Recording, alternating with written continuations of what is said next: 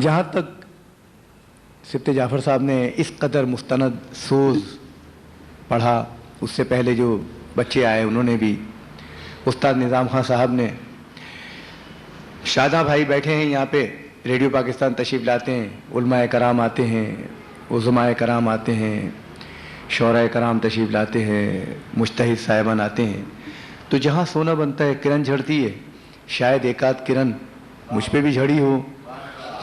میرا تعلق جو ہے بابا موسیقی استاد بندو خان دلی والے ان سے، اور ہمارا جو سلسلہ پہنچتا ہے حضرت امیر خسرو رحمۃ اللہ علیہ تک، دلی گھرانے کا وہاں تک پہنچتا ہے۔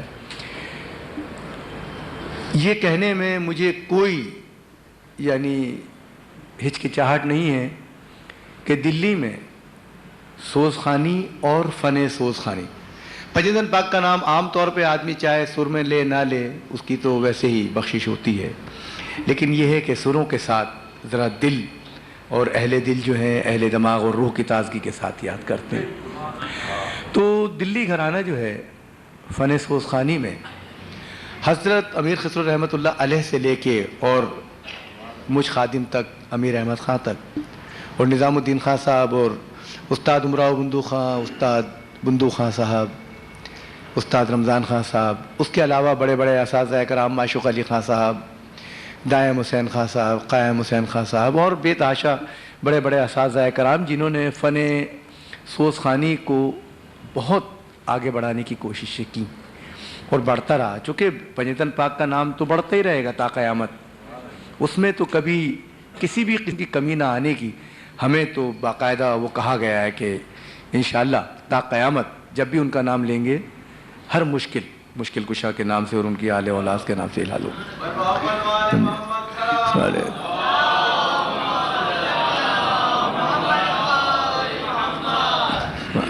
عرض یہ تھی کہ فن سوز خوانی جو ہے وہ تو عبادت کا ذریعہ ہے، نعت خوانی بھی عبادت کا ذریعہ ہے، فن سوز خوانی بھی عبادت کا ذریعہ ہے۔ ہر چیز کے کچھ تھوڑے سے ارکان ہوتے ہیں، تو کوشش کرے آدمی کہ ان ارکان کو پورا کرے۔ اگر کچھ چیزیں مل رہی ہیں آسانی سے تو ان کو حاصل کر لے، نہیں ہے تو سن کے، جس طرح ہمارے سبت جعفر صاحب نے کہا کہ سن کے بھی ملتا ہے۔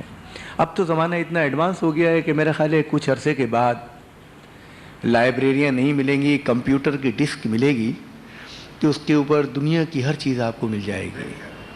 اگر کوئی آدمی سیکھنا چاہتا ہے، زندگی بھر انسان طالب علم رہتا ہے، کوئی فن ہو کچھ بھی ہو، تو فن تو ایسی چیز ہے کہ جس طرح سمندر میں سے ایک قطرہ مل جاتا ہے انسان کو، اسی طریقے سے فنون کا بھی ہے۔ فن سوز خوانی میں بھی یہ ہے کہ اس کو خاص طور پہ جو فنکار حضرات ہیں،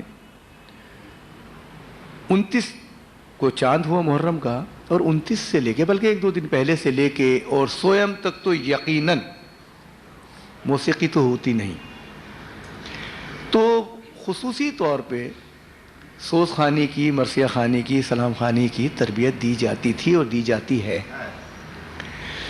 اور اس دور میں بھی بڑے بڑے اساتذہ کرام ہندوستان، پاکستان اور بڑی بڑی جگہوں پہ موجود ہیں جو اس طریقے سے اس فن کو آگے بڑھانے کی، اس فن کو کیا بلکہ اپنا قد بڑھانے کی کوشش کر رہے ہیں، اس فن کو اپنا کے۔ سیدھی سی بات یہ ہے کہ پنجتن پاک کا نام لیتے ہیں تو وہ اپنی کیا کہتے ہیں عزت بڑھانے کی کوشش کرتے ہیں، ان کا نام لے کے تو شفاعت بھی ملتی ہے انسان۔ تو یہ عرض تھی کہ فن سوز خوانی میں بھی یہی سلسلہ ہے کہ یہ عبادت کا ایک بہت بڑا ذریعہ ہے۔ جیسے ابھی ہمارے سبت جعفر صاحب نے کہا کہ بعض اساتذہ کرام نے الفاظ دیکھ کر، شاداں بھائی بیٹھے ہوئے ان کے سامنے اس قسم کی بات کرنا سورج کو چراغ دکھانے کے مطابق ہے، تو یہ سمجھ لیجیے کہ جس وقت بعض الفاظ دیکھ کے اس کی کمپوزیشنز کرتے تھے، بعض لوگ کمپوزیشنز کے اوپر لکھواتے تھے، بڑے بڑے اساتذہ کرام، جوش صاحب جیسے، وہ بھی دھنوں کے اوپر بعض اوقات لکھ دیا کرتے تھے کہ حضور ایک یہ سوز کی ایک ڈھانچہ بنایا ذرا اس کے اوپر کچھ، مثلا مجھے مہدی ظہیر صاحب کا ایک تشبیب، مرثیے کے جو 3 حصے ہوتے ہیں کہ پہلا حصہ اور دوسرا حصہ اور تشبیب، پھر اس کے بعد رقت پہ آتے ہیں، پھر مرثیے پہ آتے ہیں، تو وہ موسیقی کو اس طرح ڈسکرائب کرتے تھے، اللہ بخشے کہ جس کا کوئی جواب نہیں۔ ایک دفعہ انہوں نے ایک نیا مرثیہ لکھا جس کی تشبیب کے 4 شعر مجھے یاد ہیں، میں عرض کرتا ہوں آپ کے سامنے کہ کس طرح وہ موسیقی کو سموتے تھے۔ اگر یہ نہ بتایا جائے کہ یہ تشبیب ہے مرثیے کی تو ایسا لگتا ہے کہ بہت ہی رومانٹک جو ہے یہ مصرے ہیں کہ صدا تصور پازیب میں چھنکتی ہے، صدا تصور پازیب میں یہ مرثیے کا ایک وہ ہے تشبیب جو کہ اس سے پہلے کہی جاتی تھی، جیسے 3-4 اس کے وہ ہوتے تھے، پھر اس کے بعد مرثیے پہ آتے تھے۔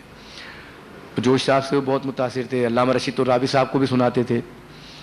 صدا تصور پازیب میں چھنکتی ہے، یہ ایک لذت صوتی و نغمہ کی چھم چھم، کیا زمین ہے۔ صدا تصور پازیب میں چھنکتی ہے، یہ ایک لذت صوتی و نغمہ کی چھم چھم، ہے نغمہ اور توازن کا نام سر اور لے، ہے نغمہ اور توازن کا نام سر اور لے، حیات تان مسلسل ہے موت اس کا سم۔ تو یہ انہوں نے حضرت امام علی مقام کے کیا کہتے ہیں حضور کچھ بند کہے تھے۔ عرض کرنے کا مقصد یہ ہے کہ موسیقی، شاعری اور گائکی اگر ایک جگہ جمع ہو جائے اور پھر امام علی مقام کا نام اس میں ہو تو پھر اور کیا چاہیے، تمام چیزیں انسان کو حاصل ہو جاتی ہے۔ میں سبت جعفر صاحب سے متاثر پہلی دفعہ ہوا جب میں ان کی ریکارڈنگ کر رہا تھا ریڈیو پاکستان میں، تو ان کے ساتھ کچھ لوگ بھی تھے، انہوں نے سوز پڑھا، مجھے بہت اچھا لگا۔ میں نے ان سے کہا کہ بھائی آپ باقاعدہ پڑھتے ہیں؟ انہوں نے کہا جی میں کوشش کر رہا ہوں، کچھ لکھ بھی رہا ہوں۔ ان کے اندر جراثیم ہی نہیں بلکہ وہ بڑھ کے ایک تناور شجر ہو چکے ہیں جو کہ سوز خوانی اور مرثیہ خوانی کو آگے بڑھانے میں بہت بڑا یہ کہتے ہیں کہ حصہ ثابت ہو سکتے ہیں۔ کچھ چیزیں جو کہ ایمانداری کی بات ہے کہ آپ تمام لوگوں کے سامنے آ کے تو اپنی جہالت کا احساس زیادہ ہو رہا ہے۔ عرض یہ ہے کہ جیسے اب یہ سوز خوانی اور فن سوز خوانی میں گائکی جو ہے وہ سموئی جاتی ہے، اور ہم نے بزرگوں سے سنا ہے اور سیکھا ہے کہ فن سوز خوانی میں فن یوں استعمال کر رہا ہوں کہ تاکہ اس کی تکنیکی باتیں بھی جو میں کہوں وہ آپ کے سامنے عرض کر دوں کہ سوز مختلف اقسام کے ہوتے ہیں، رقت کے سوز، گائکی کے سوز، تانوں کے سوز، ٹپا انگ سوز، راگداری کے سوز اور عام راگوں میں سوز۔ تو یہ چیزیں آہستہ آہستہ مفقود ہوتی چلی جا رہی ہیں، چونکہ اساتذہ کرام ہم لوگ اتنے بدقسمت ہیں، پاکستان بننے کے 50 سال کے اندر ہر فیلڈ کے اساتذہ کرام چونکہ وہ اپنی ایک طبعی عمر کو پہنچ چکے تھے، وہ لوگ ہم میں نہیں ہیں، لیکن جن لوگوں نے ان سے زانو تلمس طے کیا ہے ان کے پاس کچھ ایک ذرہ یا کچھ نہ کچھ ان کے پاس بچا ہوا ہے، جس کو کبھی کبھی حاصل کرنے کے لیے، سننے کے لیے اگر 25 آدمی ایک جگہ بیٹھ جائیں تو کچھ نہ کچھ حاصل ہوگا۔ تو جس طرح میں نے آپ سے عرض کیا اس سلسلے میں اب یہ ہے کہ ماشاءاللہ اتنے اچھے سوز پڑھیں، کوشش کرتا ہوں کہ میں ایک آدھ سوز جو جس قسم کے میں نے آپ سے عرض کیا ہے، مثلا رقت کے سوز اور گائکی کے سوز اور تانوں کے سوز، ان میں سے میں کچھ آپ کے سامنے پیش کرتا ہوں۔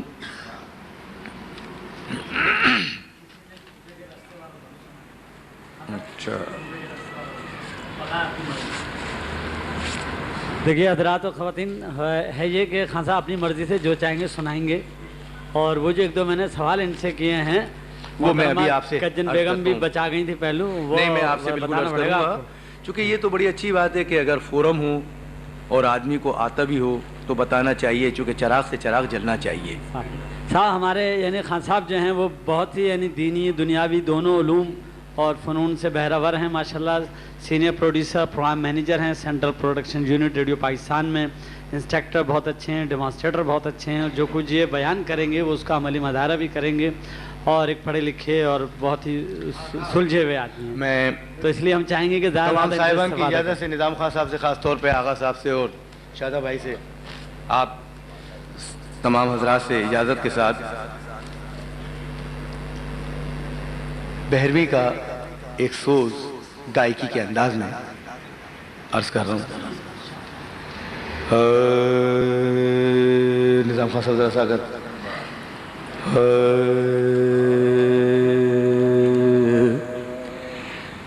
جب ہوا لشکر اسلام صف آرا آرن میں جب ہوا لشکر اسلام صف آرا رن میں جنگ کا ہو چکا سامان جو سارا رن میں جنگ کا ہو چکا سامان جو سارا رن میں کیا حضرت نے رفیقوں کو اشارہ رن میں کہا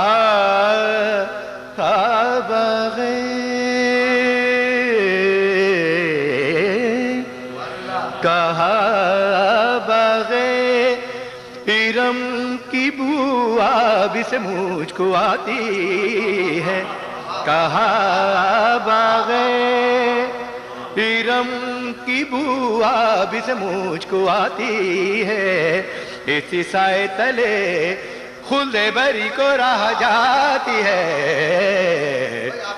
جب ہوا لشکر اسلام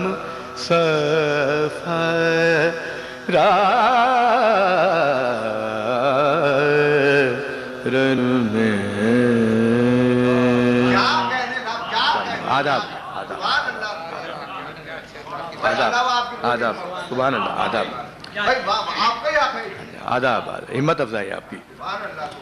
جس طرح یہ راگداری میں گائکی انگ کا سوز تھا اسی طریقے سے راگداری انگ کا سوز اساتذہ کرام پنجتن پاک سے اپنی عقیدت کا اظہار اپنے فن کے ساتھ کس طرح کیا کرتے تھے. تو یہ 5 مصرے ہیں 5 ہی راگ ہیں اور ان راگوں کے ساتھ میں یہ آپ سے عرض کرتا چلوں کہ ایک زمانے کلاسیکی موسیقی میں اور مائتھولوجی آف میوزک میں 6 راگ 36 راگنی کی تھیوری تھی جو آج سے تقریباً 300 سال پہلے مروج تھی. لیکن آہستہ آہستہ جب ان ڈیپتھ گئے تو وہ راگداری کے اور ان کے راگوں کا سلسلہ اور تسلسل بھی آگے پیچھے ہوتا چلا گیا اور پھر ایسٹ اور ویسٹ اور پوری دنیا کے لوگوں آ کے 2 راگوں پہ متفق ہو گئے جس میں چڑھے سروں کا ایک راگ ایمن اور سارے اترے سروں کا راگ بہرویں. تو اب پوری دنیا جو ہے ان کی یہاں اسے میجر چڑھے سروں کے راگوں کو اور مائنر اترے سروں کے راگ کو کہتے ہیں. تو اسی طریقے سے ہماری موسیقی میں بھی یہ ہے. ان 5 راگوں کو کس طریقے سے ان حضور یعنی حسنین اور شبر و شبیر کے لیے کس طریقے سے انہوں نے اس کو کمپوز کیا ہے ان کے اسماء گرامی.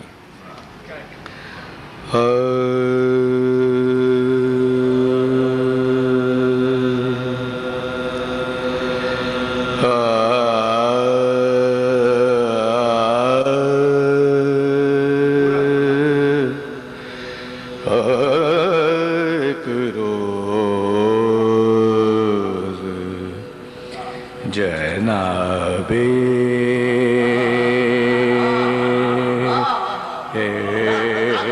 حسن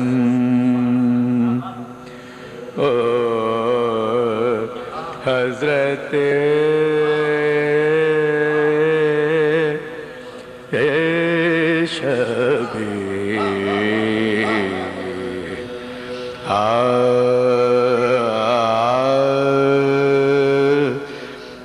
ایک رو جناب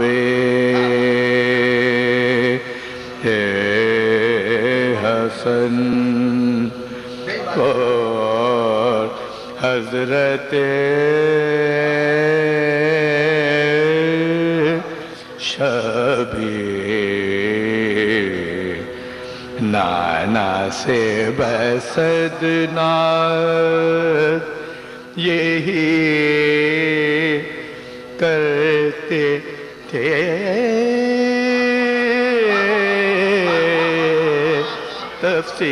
تفسیر نانا سے بسد ناز یہی کرتے تھے تقریر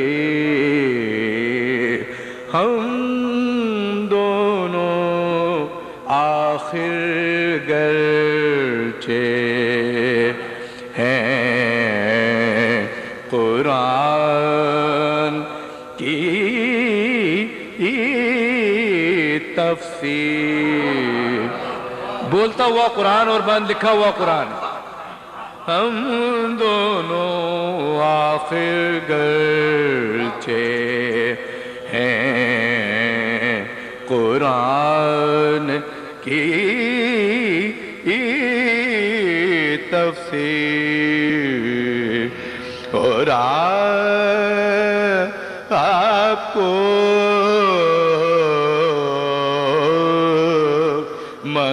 منظور بہت کس کی ہے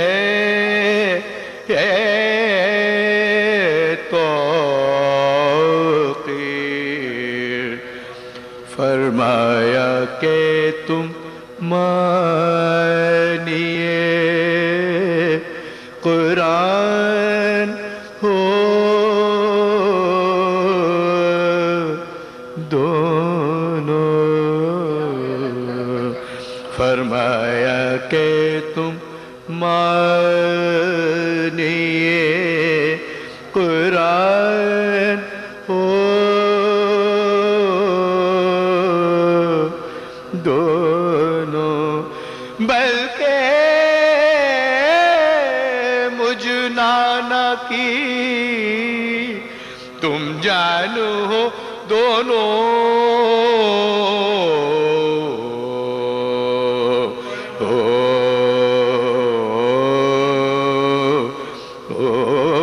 ایک روز جناب حسن اور حضرت شبیر نانا سے بسد ناز یہی کرتے تھے تقریر ایک روز جناب حسن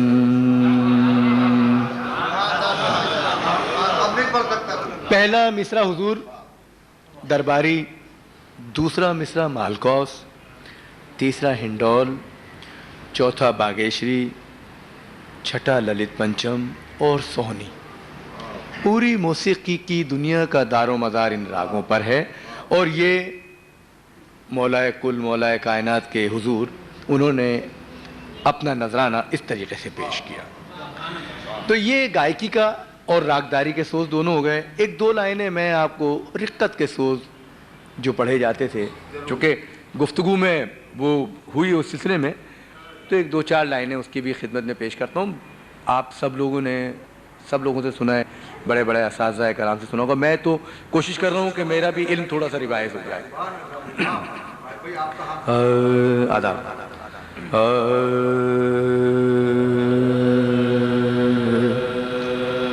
جوگیا بہرو کے اندر اس کی یہ کمپوزیشن ہے, اور زبان شادہ بھائی ذرا سی نظر ہے آپ کی اور آپ کی بھی. کون دیس سے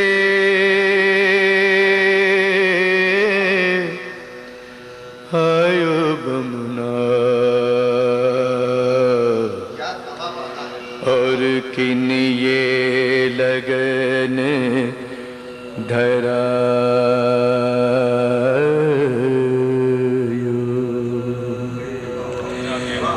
کون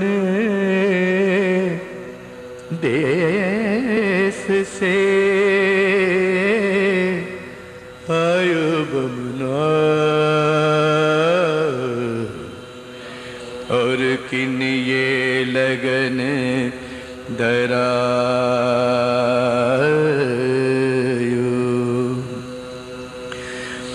دولہا میرا قاسم بنڑا, اور بیری اگن لگا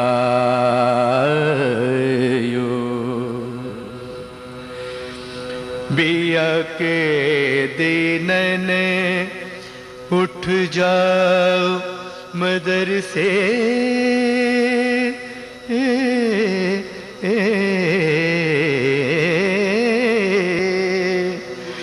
مجھے پیا ملن کی آس, ڈانڈے بن کی لاکڑ جیسے, ڈانڈے بن کی لاکڑ جیسے, سلگت ہوئی نریں کون دیس سے آیو بمنا, اور جن یہ لگن دھرا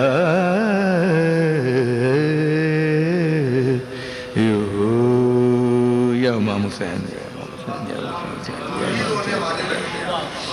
یہ جو کچھ آپ کی خدمت میں میں عرض کر سکا, اب ہمارے جس طرح آپ فرما رہے تھے کچھ ایک دو, اچھا ہاں, یہ ہمارے سبت جعفر صاحب کو جس دن یہ پڑھ رہے تھے تو اس دن میں نے کہا تھا کہ بھئی یہ ایک سوز میں آپ کی نظر کروں گا کسی وقت, وہ یہاں پہ آپ سب صاحبان کی نظر ہے.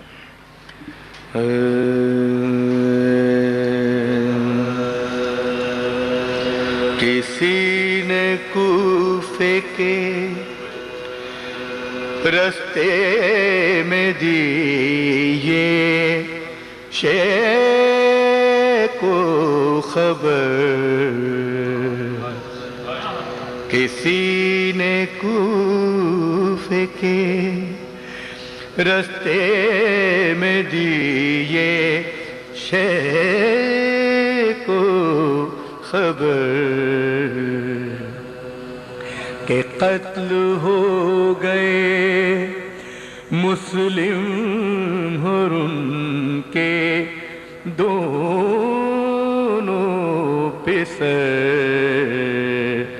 کہ قتل ہو گئے مسلم اور ان کے دونوں پسر, نہ جائیں آپ بھی کوفے کو, اس میں ہے بہتر. تو رو کے کہنے لگے یوں اماموں جنوں بشر, اجل رسیدہوں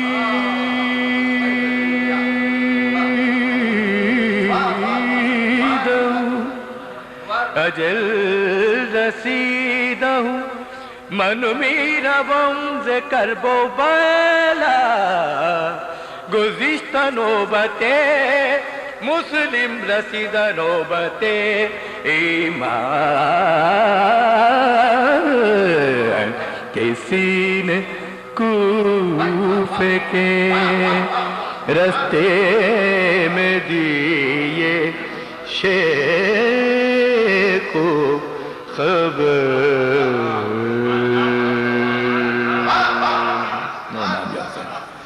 جی اب آپ جو فرما رہے تھے بڑی ہمت افزائی، بڑی ہمت افزائی. جی حضور. حضرات گرامی، اس سے مجھے فائدہ یہ ہوگا کہ اب لوگوں کو یہ فرق بھی معلوم ہو جائے گا کہ گائیکی میں، سوسخانی میں حد فاصل اور حدود امتیاز کیا ہیں. بڑی عنایت. کہاں یہ نہیں بتا رہے. اچھا اچھا. اللہ میاں آپ کی دعا لگائے. حضرات گرامی، میں دو تین سوالات جو ہیں بس میں خان صاحب سے کروں گا. یعنی خان صاحب کو جلدی، ہمیں کوئی جلدی نہیں ہے.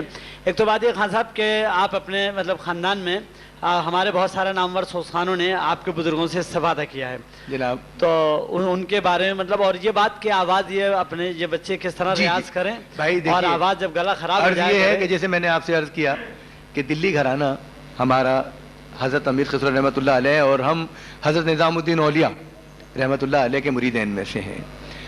دہلی میں استاد چاند خان صاحب گزشتہ اور استاد ممن خان صاحب اور ان کے جو دادا تھے، ہمارا 5 ریاستوں میں ہمارے کیا کہتے ہیں ملازمین موسیقی کے خانوادے جو تھے ملازم تھے. پٹیالہ، رامپور، اندور. پٹیالے میں شمس موسیقی استاد ممن خان صاحب، استاد سنگی خان صاحب. اندور میں بابا موسیقی استاد بندو خان صاحب، اور رامپور میں استاد رمضان خان صاحب اور ان کے والد عبد الغفور خان صاحب. بلم گڑھ میں بھی ہمارے کیا کہتے ہیں خاندان کے کچھ لوگ تھے. تو ہر دور میں انہوں نے سوسخانی، بلکہ کہنا نہیں چاہیے بلکہ کہنا چاہیے کہ یہ اچھی بات ہے کہ اہل سنت الجماعت ہم کہلاتے ہیں لیکن گزشتہ 300 سال سے دلی میں اب بھی مجلس ہوتی ہے اور 11 تاریخ کو مجلس 300-400 سال سے ہو رہی ہے. بھائی محسن عباس اور رفعت عباس صاحب اور زیدی صاحب اور یہ ڈاکٹر یاور عباس صاحب، دلاور عباس صاحب، یہ لوگ دلی سے ہم لوگوں کو جانتے ہیں اور ہم ابھی تک اس کے اوپر عمل پیرا ہیں. تو فن بھی سیکھا ہے یہ، اسی لیے جو کچھ ہو سکا آپ کی خدمت میں پیش کر رہا ہوں. دوسری عرض یہ تھی کہ آواز لگانے کا یہ کہ بھائی سب سے بڑی بات تو یہ کہ ریاض کیجئے. سب سے بڑی بات یہ کہ اگر ریاض نہیں ہوتا تو جو ووکل کارڈز کے گرووز ہوتے ہیں وہ سوج جاتے ہیں، اور اگر آپ ریاض کرتے رہیں تو وہ ان پریکٹس رہتے ہیں.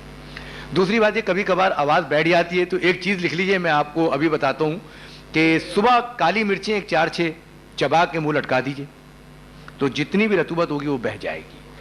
وہ گلے کے لیے بہترین ہے. اور اس کے ساتھ ساتھ ایک نسخہ ہے فقیری جو ہم کو حضرت نظام الدین اولیاء سے ودیعت کیا ہوا ہے کہ سونف مثلا 1 تولہ سونف تو 1 ہی تولہ کوزہ مصری،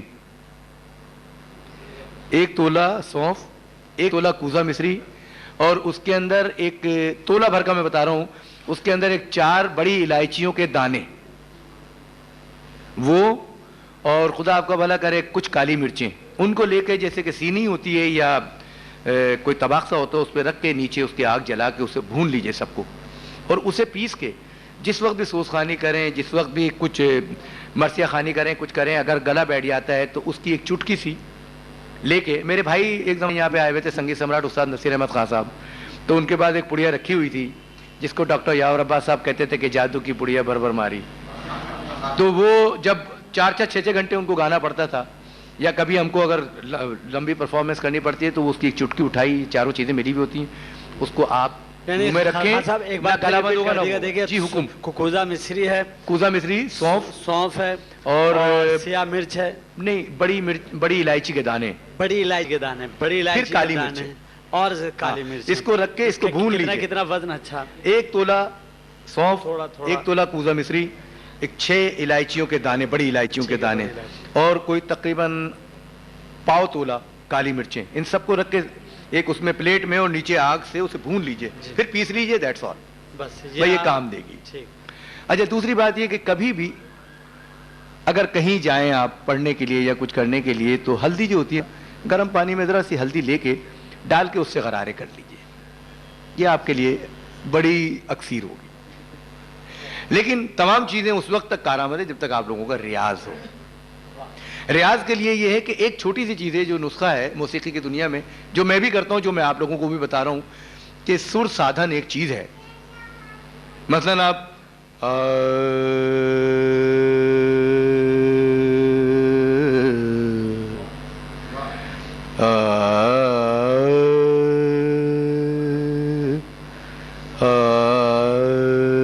बाज़ औक़ात ऐसा होता है कि किसी मोहल्ले की वजह से, किसी जगह की वजह से आप खुल के आवाज़ नहीं लगा सकते, तो खरज मंदिर जो नीचे आते हैं उसके अंदर जितना नीचे आप उतर सकते हैं, खाली गला बंद करके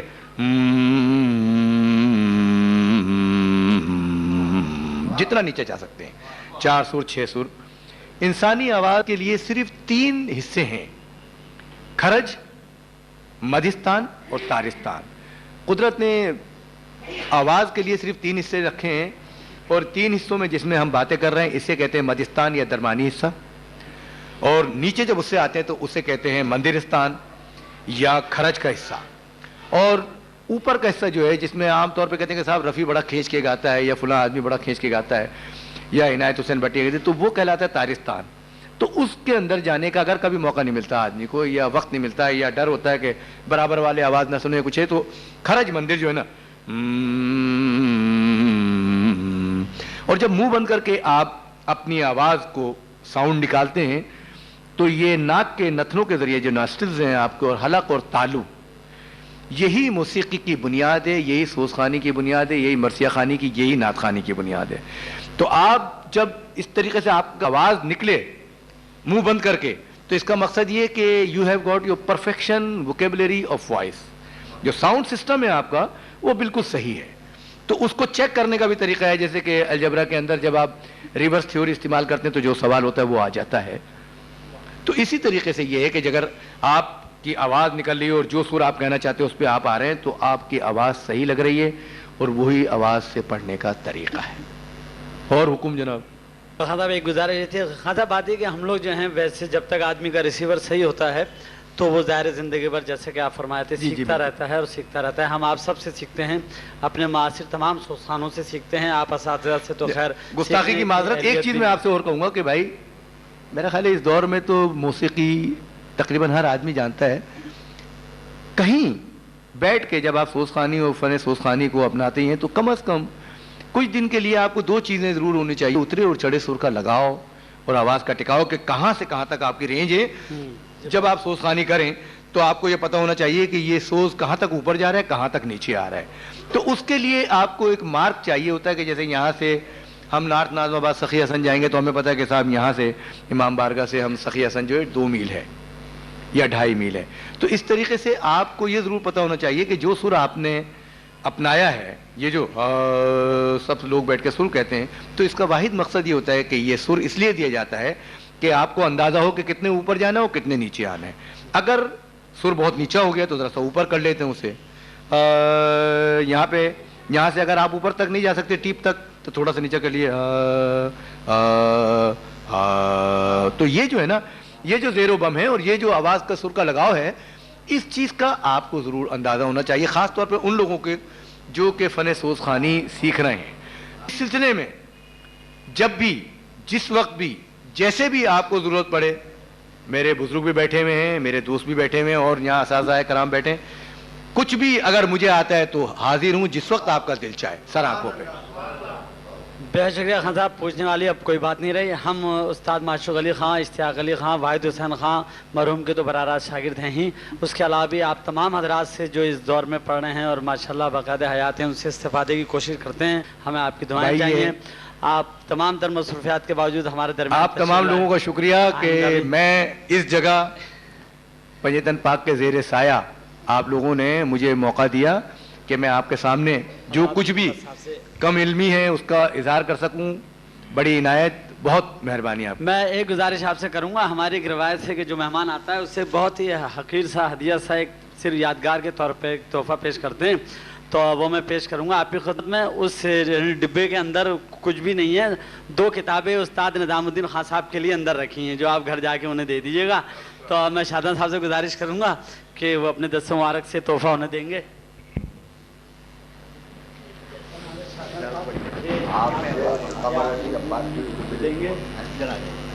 دو کتابیں خان صاحب کے لیے بھی ہیں اس کے اندر. اور میں آپ تمام حضرات و خواتین کا انتہائی شکر گزار ہوں کہ تمام در خرابی حالات کے باوجود آپ لوگ تشریف لائے. آئندہ صرف ایک نشست اور ہوگی 2 دسمبر کو انشاءاللہ 5 بجے اسی مقام پہ. آئندہ 2 دسمبر کو وہ آخری نشست ہوگی, بہت لمبی ہوگی. آپ تمام حضرات و خواتین جو تشریف لائیں وہ اس خیال سے آئیں کہ اس میں پھر شاید زیادہ دیر بیٹھنا پڑے, لیکن اس میں کئی لوگ آئیں گے اور انشاءاللہ پھر اس کے بعد کا بات کم. 2 دسمبر کو آئندہ ایک بار پھر آپ میں سے جن حضرات و خواتین کو تبرک نہ ملا وہ تبرک ضرور لے لیں. میں ایک بار پھر خصوصاً اپنے ان مہمانوں کا, جہانگیر صاحب کا, الحاج ڈاکٹر صاحب کا اور تمام حضرات و خواتین کا بے حد ممنون ہوں. وقار بھائی بہت بہت شکریہ, آپ تمام.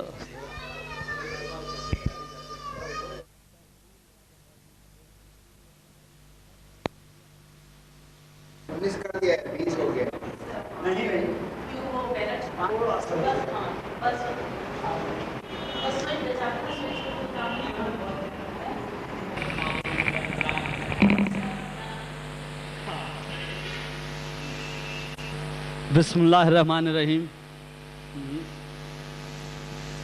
بسم اللہ الرحمن الرحیم.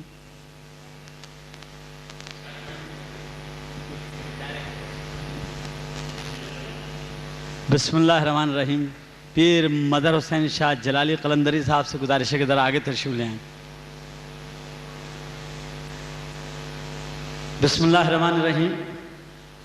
معزز خاتون اور حضرات گرامی, جیسا کہ آپ سب کے علم میں ہے کہ ہمارا ادارہ ترویج سوسانی کے زیر اہتمام یہ ماہانہ تربیتی نشست کا خصوصی جو ایک سلسلہ تھا وہ تقریباً اختتام کو ہے, اور یہ تقریباً کی وضاحت میں باقاعدہ کروں گا جب یہ اجلاس باقاعدہ شروع ہو جائے گی نشست.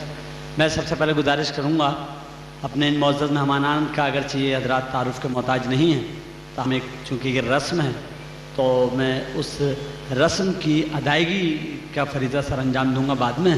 میں پہلے گزارش کروں گا اپنے معزز مہمانان گرامی سے. الحاج خورشید احمد صاحب کسی تعارف کے محتاج نہیں ہیں, بین الاقوامی شہرت کے حامل نعت خواں. میں ان سے گزارش کروں گا کہ وہ تشریف لائیں. بآواز بلند نعرہ صلوات.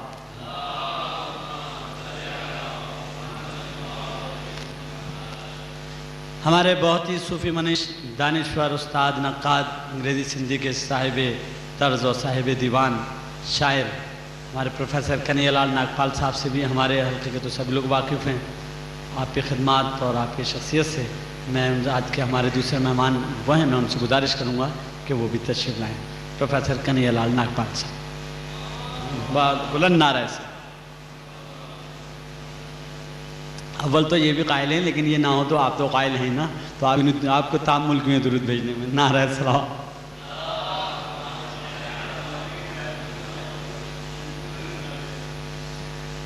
ہماری یہ بڑی خوش قسمتی ہے کہ ادراہ محبت اور ادراہ بندہ پروری ہمارے ملک کے ممتاز عالم دین مقرر, اگرچہ وہ امامہ آبا خبا میں نہ ہوں تو پہچان ان کی مشکل ہوتی ہے, لیکن بہرحال آدمی کا علم اور فضل اور بزرگی بلحاظ سن و سال نہیں بلحاظ علم و کمال ہوتی ہے. تو بہرحال ہمارے لیے بڑی خوش قسمتی کی بات ہے کہ ادراہ بندہ پروری ہمارے درمیان رونق افروز ہیں. مولانا حسن ظفر صاحب قبلہ, ان کی آمد کا خصوصی طور پہ شکر گزار, اور ان سے بھی ملتمس ہوں کہ وہ انہی 2 حضرات کے درمیان اپنی جگہ خود بنائیں گے. آئیے تشریف نہیں, وہ میں چاہ رہا ہوں کہ ان کی موجودگی آن ریکارڈ رہے. جو کچھ بھی یہاں لہو و لعب یا غنا ہونا ہے ان کی موجودگی میں ہو.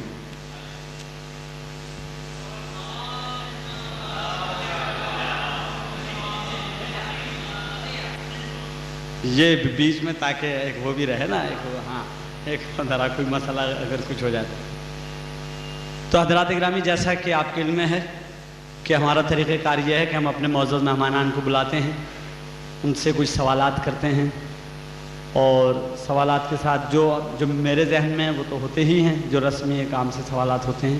اس کے علاوہ آپ حضرات میں سے جو سوالات کرنا چاہیں گے میں ان حضرات کو پہلے بھی یہ بتا چکا ہوں اور پھر یہ معروضہ پیش کر دوں کہ بظاہر یہاں جو سامعین یہاں موجود ہیں یہ مختلف انجمنوں کی اور مختلف اداروں کی نمائندگی کرتے ہیں اور خود اچھے منقبت خواں، سلام خواں، نہو خواں، سوس خواں ہیں یہ حضرات، اور یہ جو ہمارا تربیتی سلسلہ ہے تو یہ جو ہمارے بظاہر مخاطب سامعین ہیں ان کے علاوہ بھی آڈیو ویڈیو کیسٹ کے حوالے سے بھی ہمارے بہت سارے سامعین اور ناظرین اور عام یعنی شائقین کے علاوہ کہ جو دلچسپی رکھتے ہیں، کچھ سیکھنے والے اور ایسے لوگ بھی ہیں کہ جو ان کیسٹ کے توسط سے سیکھیں گے اور یہ صدقہ جاریہ جو ہے وہ انشاءاللہ تعالی جاری و ساری رہے گا۔ تو یعنی یہ آپ بالکل یہ سامعین کی قلت پہ نگاہ نہ رکھیں بلکہ ان کے بھی مخاطب وہ تمام ناظرین رہنے چاہیے کہ جو کیسٹ کے توسط سے ملک سے باہر بھی ہوں گے، جہاں جہاں سوسخانی اور جہاں جہاں زداری ہے وہاں انشاءاللہ تعالی یہ ان کی آواز اور یہ پیغام انشاءاللہ جائے۔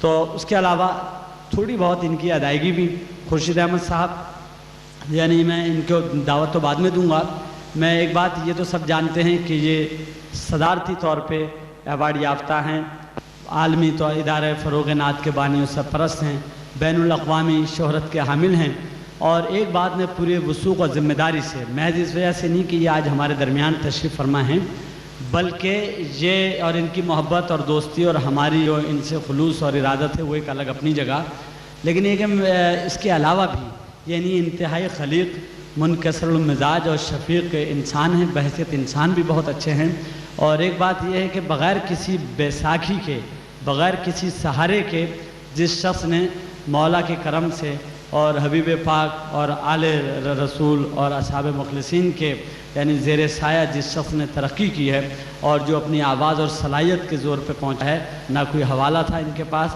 نہ کوئی اور سوائے ذکر کے، تو وہ آپ ہیں، اور یہی وجہ ہے کہ گروہ بندی اور اس سے بالا تر ہونے کے باوجود یعنی آپ کو صدارتی ایوارڈ تو دیا لیکن اتنی تاخیر سے ملا۔ جب ان کا اعلان کیا گیا تو میں خود یہ سمجھا کہ انہیں دوسری بار اس اعزاز سے نوازا گیا ہے، تو میں بہت حیران ہو رہا تھا کہ دوسری بار کیوں دیا گیا ہے، تو پتہ چلا کہ نہیں پہلی بار ملا ہے، اور ان کو ایوارڈ دینے سے ان کے لیے نہیں بلکہ خود ایوارڈ کے وقار اور اس کے استناد اعتبار میں اضافہ ہوا ہے۔ اور دوسری بات کہ جو بہت کم لوگوں کو معلوم ہے کہ نہ صرف یہ کہ آپ نعت خواں ہی اعلیٰ درجے کے ہیں بلکہ اس کے ساتھ ہی جو ہے وہ آپ سوسخانی بہت اچھے ہیں، یعنی تقریباً کوئی 10 سال ہو گئے ہوں گے جو ان کا ایک سوسخانی کا کیسٹ سبا اکبر آبادی صاحب مرحوم کا کلام اور EMI کی طرف سے وہ کیسٹ جاری ہوا تھا، وہ چونکہ یعنی پراپر اس کی تشہیر نہیں ہو سکی اور مناسب طریقے پہ اس کی جو ہے وہ جس طرح مارکیٹنگ ہونی چاہیے تھی نہیں ہو سکی، تو آپ تک وہ سب تک نہیں پہنچ سکا، خود ان کے پاس بھی محفوظ نہیں تھا، EMI کے پاس بھی نہیں ہے، تو جب میں نے انہیں بتایا کہ میرے پاس یہ ہے تو پھر میں نے وہ کیسٹ انہیں پیش کیا۔ بہرحال وہ سوسخانی کا ان کا اپنا انداز ہے، ہمارا ایک رواجی تکنیکی اپنا الگ انداز ہے، تو ان میں قدر مشترک جو ہے وہ بقول ہمارے پروفیسر کنہیا لال ناگپال صاحب کے وہ حسینیت ہے، حقانیت ہے، حق پرستی ہے، مظلومیت ہے، انسان دوستی ہے، اور غم حسین اور سر یہ دو چیزیں جو ہیں وہ بہرحال مشترک ہیں، چاہے وہ ناگپال صاحب کا اپنا انداز ہو کہ کڈارو والا سندھی جو طرز ادائیگی ہے، چاہے وہ خورشید احمد صاحب کا ہو یا ہمارے عام امام بارگاہوں کی سوسخانی ہو، تو ہم ان سے سنیں گے۔ اور ایک بات میں آپ سے اور بھی عرض کروں کہ تقریباً 20-25 سال کے دوران اب تو کافیاں اور کافیوں کے علاوہ مختلف ٹکڑے جو اس میں لگا دیتے ہیں، دوہڑے اور دوسرے ادھر ادھر کی جو پیوند کاری ہم نعت خوانی میں جو چل رہی ہے، جو کچھ قرأت اور کچھ قوالی اور کچھ دوسری جو اصناف ادائیگی ہیں اس سے بھی مستعار لی گئی ہے، اس میں اب سوسخانی کے بھی کچھ سر لگنے لگے ہیں، تو ان سب کی جو بانی ہیں، میں پوری ذمہ داری سے بات عرض کر رہا ہوں کہ اس طرز کے جو بانی ہیں پاکستان میں تو جو وہ ہمارے خورشید احمد صاحب ہیں کہ جنہوں نے یعنی الگ سے ایک ٹکڑا لگا دینا ایک نعت پڑھتے پڑھتے قوالی میں اس کا رواج تھا، اور کسی اور اصناف ادائیگی میں جو ہماری ثقافتی ورثہ ہوتا ہے وہ موسیقی میں ہو تو ہو، لیکن ویسے نعت خوانی میں یہ اس معاملے میں صاحب طرز ہے نعت خوانی میں بھی۔ بہرحال آج ہم ان سے نعت خوانی کے حوالے سے بھی بات کریں گے اور ان سے کوئی نہ ایک دو ان کی اپنی پسند کی یا ہم اپنی پسند کی نعت بھی سنیں گے، سوسخانی بھی سنیں گے۔ جب یہ سوسخانی کریں گے تو ہم اس وقت انہیں اپنے بازو آس لگانے کے لیے انہیں فراہم کریں گے۔ پروفیسر کنہیا لال ناگپال صاحب کے جیسا کہ میں عرض کر رہا تھا، صوفی منش اور انسان دوست اور بہت ہی یعنی جس طرح کے اسلام ہم سے مطالبہ کرتا ہے اور ہر مذہب میں اور انسانیت میں جس طرح ایک مثالی انسان کے جو خصائص اور جو اس کے اوصاف ہونے چاہیے، آپ ان جو اوصاف کے حامل انسان ہیں۔ مذہب ہر شخص کا اپنا ایک انفرادی مسئلہ ہے، اور اس کے معاملے میں جو ان کے نظریات ہیں اور جو ہمارے نظریات ہیں وہ بلا شبہ اپنی جگہ ایک اٹل حقیقت، لیکن بہرحال میں آپ سے عرض کر رہا ہوں کہ یہ انسان دوستی اور یعنی مظلوم اور مظلومیت کی جو ایک ہم نوائی ہے، تو وہ ناگپال صاحب کی شخصیت کا حصہ ہے، اور بہت ہی شفیق استاد ہیں، بہت ہی اچھے نقاد، بہت اچھے دانشور۔ ان کا کمال یہ ہے کہ انہوں نے مل کر ایک کام یہ کیا کہ شاہ جو رسالوں سے جو سر کڈارو تھا وہ ہم نے لیا، اور جو سندھی طرز ادائیگی ہے اس کا مخصوص ماحول کڈارو کا، اور جو ہماری اردو سوسانی کا جو آس لے کے پڑھنے کا رواج ہے، ہم نے ان دونوں کے اشتراک اور اتصال سے اس طرح نکالا کہ وہ بھی باقی رہے، اس کا اپنا مزاج، اور ہماری سوسانی کا بھی مزاج رہے۔ کڈارو کے نام سے ایک کیسٹ جو ہے وہ نکل چکا ہے 2 بار، اور اس کی انٹیریئر میں یعنی اندرون سندھ تو اس کی پذیرائی ہوئی، جہاں بھی جو حلقے ہیں عزاداری سے متعلق وہاں تک پہنچا ہے۔ شاید اس کا یہاں مداحرہ تو نہیں ہو سکے، تاہم ناگپال صاحب سے کچھ باتیں بھی کریں گے اور ان کی کچھ باتیں بھی سنیں گے۔ اور اتفاق سے ہمارے ساتھی جو یہاں ہمیشہ ہوتے تھے، آتے تھے، ہم ان سے سنتے تھے، آج جو پورے موجود نہیں ہیں، لیکن اور بیچ میں اذان ہو جائے گی تو ہمارے 1-2 بزرگ، جیسے کہ میں ہمیشہ اعلان کرتا رہا ہوں کہ جنہوں نے کبھی باجماعت نماز نہیں چھوڑی ہے وہ آج بھی نہ چھوڑیں، اور جنہوں نے جو اس کے باقاعدگی سے نہیں پڑھتے ہیں تو وہ آج بھی اپنا ریکارڈ خراب نہ کریں۔ تو یہ صرف وقفہ اذان ہوگا، جب اذان ہوگی، وقفہ نماز نہیں ہوگا۔ جو حضرات باجماعت پڑھاتے ہیں وہ چاہیں گے تو مغرب جماعت سے پڑھیں گے اور عشاء فرادہ پڑھیں گے اور دوبارہ آ جائیں گے، بقایا ہم صرف وقفہ اذان کریں گے۔ یہ پروگرام انشاءاللہ 1-1.5 گھنٹے میں جیسا کہ ہمارا ہوتا ہے وہ انشاءاللہ جاری رہے گا۔ تو قبل اس کے کہ میں ناگپال صاحب کو دعوت دوں یا ہم سے کروں، یا چونکہ ہمارے ابھی 2-4 ساتھی نہیں آئے ہیں، تو سوسانی کے ماحول سے پہلے میں ناگپال صاحب سے کو ہی پہلے میں دعوت دیتا ہوں اور ان سے گزارش کروں گا کہ یہ تشریف لائیں، بآواز بلند نعرہ صلوات۔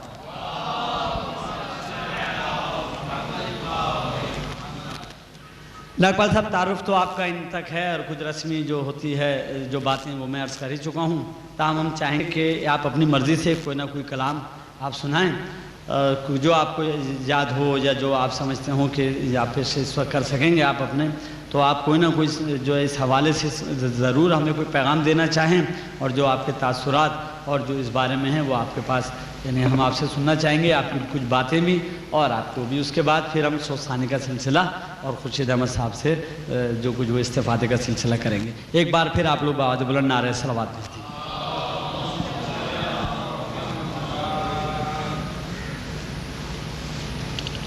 جناب محفل حاضرین، السلام علیکم یا علی مدد۔ جس زمین سے، جس خطے ارض سے میں تعلق رکھتا ہوں، یہ اس تہذیب کا حصہ ہے۔ میں بیساکھ کا آپ کو واقعہ سناتا ہوں کہ جو میں اپنے گھر میں بیٹھا ہوا تھا، میرے پاس ایک مہمان تھے، اچانک فون کی گھنٹی بجی، میں نے اٹھایا اور مجھ سے جو مخاطب کیا وہ تو میں ہی جانتا ہوں، میں نے جو کہا وہ میرے مہمان نے سنا، تو میں نے کہا جی مولا علی مدد، تو بیٹھے ہوئے مہمان کے کان کھلے ہوئے۔ جب میں نے گفتگو ختم کی تو مجھ سے پوچھتے ہیں یہ کیا طریقہ ہے سلام کرنے کا؟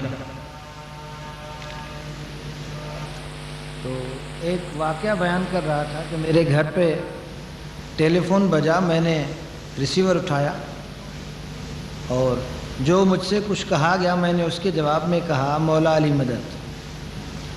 تو گھر پہ بیٹھے ہوئے مہمان نے مجھ سے پوچھا جب میں نے فون رکھا، جناب یہ کیا طریقہ ہے بات کرنے کا؟ پہلے تو میں سمجھا ہی نہیں کہ وہ کیا کہنا چاہتے۔ جب انہوں نے نشاندہی کی تو میں نے کہا جی جناب مجھے تو پتہ ہی نہیں آپ کیا کہہ رہے ہیں۔ مجھ سے ٹیلی فون جب میں نے اٹھایا تو مجھ سے کہا گیا یا علی مدد، اور یہ ہماری اس زمین کا سلام ہے، یعنی اندرون سندھ آپ جائیں تو خواہ کوئی بھی ہو وہ، کیونکہ یہ اخوت اور تصوف کی زمین ہے۔ یہاں پہ جو سکھایا گیا ہے، میں اس زمین کی پہچان ہے شاہ عبداللطیف بھٹائی، میں انہی سے ایک روایت بیان کرتا ہوں کہ محرم ماہ جب بھی ہوتا تھا تو آپ کالے لباس میں ہوتے تھے اور وہ تمام چیزیں آبزرو کرتے تھے، نیچے رہنا، نیچے سونا، خاص طور پر ذکر و فکر میں بسر کرنا۔ تو کسی نے آپ سے پوچھا آپ شیعہ ہیں؟ کہا نہیں جی۔ آپ سنی ہیں؟ کہا نہیں جی۔ تو پوچھا جناب آپ کچھ تو ہیں؟ اس نے کہا جی ہم دونوں نہیں ہیں۔ تو کہا جی یہ تو کوئی بات نہیں، دونوں جو نہیں ہوتا وہ تو کچھ بھی نہیں ہوتا۔ تو اس نے کہا جی لطیف کچھ بھی نہیں ہے، لطیف کچھ بھی نہیں ہے۔ اپنی ذات لے کر چلنا کبھی بھی اللہ کے پاس رسائی نہیں ہو سکتی۔ جو میں نے سیکھا ہے وہ واقعہ آپ کو یاد ہے کہ حضرت علی کرم اللہ وجہ کافر کی چھاتی سے اٹھ گئے۔ یہ واقعہ پڑھنا، یہ واقعہ سنانا بہت آسان ہے، اس کا مطلب جاننا اتنا آسان نہیں ہے کہ میرے منہ پہ تھوکنے کے بعد اگر میں تمہیں مار دیتا ہوں تو یہ علی کی ذات آ جائے گی۔ اب اس کو سمجھنے کے لیے ہم یہ دیکھیں کہ ہم اپنی ذات کے تحت کتنے ظلم کرتے ہیں، جبکہ ان کا مارنا صرف اسلام کی وجہ سے تھا، مگر یہاں اس ایک بات پہ انہوں نے محسوس کیا کہ نہیں یہاں میری ذات آڑے آتی ہے، تو چھوڑ دیا۔ اب بات یہ ہے کہ یہ ذات جو ہے، جب کلام مجید میں فرمان ہے کہ میں آپ کی شہرک سے قریب ہوں، تو وہ کیا چیز ہے جو ہمیں اس سے ملنے سے روکتی ہے؟ وہ یہ اپنی ذات ہے، یہ انا ہے جو ہمیں اس ہستی سے ملنے نہیں دیتی۔ میں نے کئی طریقوں سے اس بات کو سمجھنے کی کوشش کی ہے۔ ایک ساتھ رہتے ہوئے ہم اس سے مل نہیں پاتے، وہ یوں ہے کہ بیچ میں اگر یہاں انا کا پردہ آ جائے، ایک چادر لگا دیں تو نہ آپ مجھے دیکھ سکتے ہیں نہ میں آپ کو دیکھ سکتا ہوں، بے شک آپ بھی موجود ہیں اور میں بھی موجود ہوں۔ تو اس انا کو، اس خودی کو جب تک بندہ ختم نہیں کرے گا اس وقت تک لا الہ کے تقاضے ہی پورے نہیں ہوتے۔ پیسہ ہمارا بت، اولاد ہماری بت، یہ جہان ہمارا بت، جس کی پرستش میں صرف کلمہ پڑھنے سے وہ دیواریں نہیں ٹوٹتی۔ تو الا اللہ کی طرف بڑھنے سے پہلے اس لا الہ کو سمجھنا ہے۔ تمام معبودوں کو جب تک ختم نہیں کریں گے ایک معبود نظر نہیں آئے گا، نہ اس سے ملنا، نہ الا اللہ کے تقاضے پورے ہوں گے جب تک لا الہ پورا نہیں ہوتا۔ تو یہ جو خودی ہے اس کو چھوڑ کے ہم آگے جا سکتے ہیں۔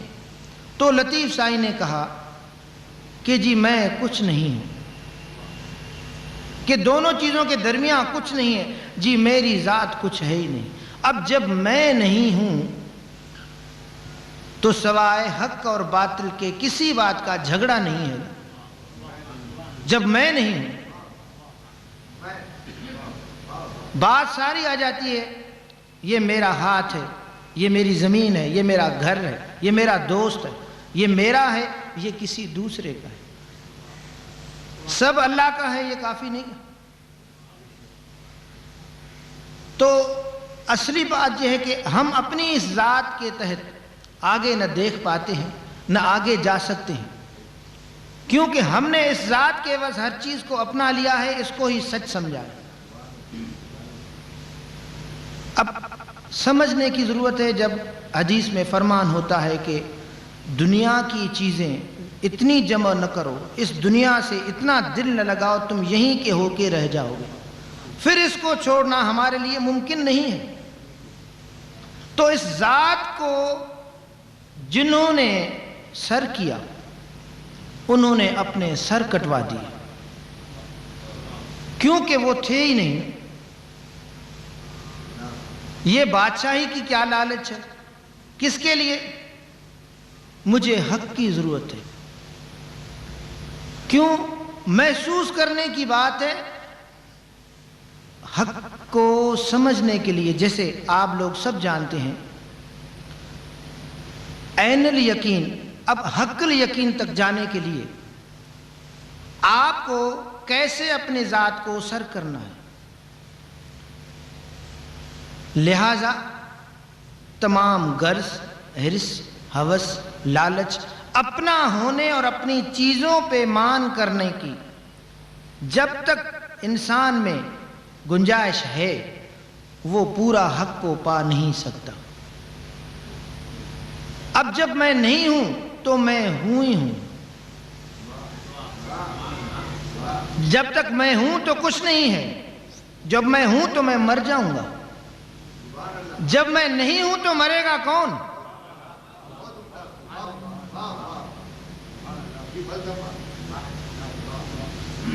ہم نے اکثر پڑھا ہے ڈیتھ، لائف دو اپوزٹ ہیں. یہ فلسفہ غلط ہے جناب. ڈیتھ کا اپوزٹ برتھ ہے، لائف نہیں.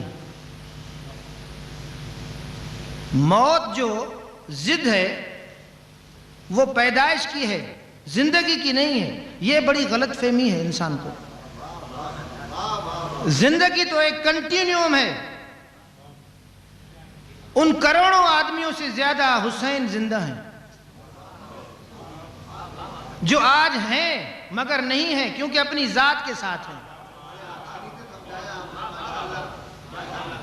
اب مجھے بتائیں کہاں ہے ڈیتھ؟ دکھائیں مجھے ڈیتھ. کیونکہ وہ نہیں ہے اور وہ ہے، اور ہم ہیں اور ہم نہیں ہیں. تو سارا قصہ اس ذات کا ہے. مولانا روم نے اپنے مثنوی میں لکھا بنام او کہ او نامی ندارت. اب میں نے مولا علی مدد کہہ دیا تو آپ کو تکلیف ہو رہی ہے کیونکہ آپ نے سمجھا کہ یہ علی کوئی اور چیز ہے. یہ علی میرا ہے، یہ علی ان کا نہیں ہے. علی تو حق ہے، علی تو سچ ہے، علی تو صداقت ہے، علی تو ذات کی نفی ہے. وہ سب کا ہے. بات محسوس کرنے کی ہے. یہ میرا اور تیرے کی قید نے ہمیں یہاں پہنچا دیا ہے کہ ہم ایک دوسرے کا گلا کاٹ رہے ہیں. الست بربکم سے جب ہم سوچتے ہیں اور کالو بلا سے جب ہم کہتے ہیں. اب رب جب ہمارا سب کا ہے تو یہ تقسیم کا ہے کہ میرے بھائی دین وحدت تو اسی دن سے شروع ہوا جب روحوں نے کلام کیا. جب ہم سب کا رب ایک ہے تو یہ دوئی کیوں نظر آتی ہے؟ کیونکہ میں ہوں، میں یہ ہوں، میں وہ ہوں. اس وحدت کو تقسیم کرتے جا رہے ہیں. میں سمجھتا ہوں کہ زندگی ایک کنٹینیوم ہے. موت پیدائش، جنم لینے سے، پیدا ہونے سے اس کی ضد موت آتی ہے. لائف کی ضد موت نہیں ہے، یہ ایک کنٹینیوم ہے. نہج البلاغہ میں حضرت علی ارشاد فرماتے ہیں لائٹ کے متعلق، روشنی پھیلاؤ، ٹیک اوور. آگے یہ جو آنے جانے کا سلسلہ ہے، تم سے پہلے کوئی گیا پھر تمہارے بعد کوئی جائے، ٹیک اوور کرو. ہمیشہ بقا کی طرف جاؤ. یہ روشنی نہیں مرتی، زندگی نہیں مرتی. اب اس بات کی حکمت کو سمجھنا ہے. بھائی ٹھیک ہے چور کے ہاتھ کاٹ دیے جائیں، مانا. ذرا نہج البلاغہ کھولیں، عیال اس کی کتنی ہے، وہ فاقوں سے تو نہیں مرتا. یعنی آپ پڑھتے جائیں آپ کے فکر میں جو ہے وسعت آ جائے گی. ہاتھ کاٹ دو، بس کاٹ دو. یہ بات مجھے کیوں یاد آئی؟ ابھی یہاں آ کر میں آفس میں بیٹھا تو اس میں شام کے اخبار میں خبر لگی ہوئی ہے اے جی کے بھائی نے جو ایم اے اکنامکس ہے، آپ میں بہت سے دوستوں نے پڑھی ہوگی. وہ موٹر سائیکلیں کرتے ہوئے پکڑا گیا ہے چراغ ڈال۔ مجھے یہ واقعہ اسی سے یاد ہوا، ابھی دیکھا اخبار میں، تو اس نے کیا بتایا کہ جی میری بہن مر رہی تھی، میرے پاس دوائی کے پیسے نہیں تھے، میرے بچوں کا فاقہ، 2 دفعہ اس نے مختلف ذکر کیے، میں نے قسم کھائی میں چوری نہیں کروں گا۔ تو چوری تو اس نے کی، مگر چوری کیوں کی بھائی؟ اس کی وجوہات نہیں جانتے آپ، بس چور کے ہاتھ کاٹ دیں۔ اس کے گھر پہ کیا گزرتی ہے، اس کا عیال کیا ہے، اس کے ہاں بیماری کیا ہے، اس کے افراد کیا ہیں، اس کی مجبوریاں کیا ہیں۔ تو حکمت کی بات کریں۔ اسی طریقے سے ہمیں اپنی ذات کو سر کرنے کے لیے جب حسین اور علی کے پاس آتے ہیں تو یہ فلسفہ سمجھ میں آتا ہے۔ اگر زندگی اتنی عزیز ہوتی تو 72 لوگوں کی اتنی بڑی قربانی اپنے ہاتھوں سے اٹھا کر وہ نہ دیتے۔ زندگی اتنی قیمتی ہوتی تو وہ بچا سکتے تھے۔ زندگی کی تو کوئی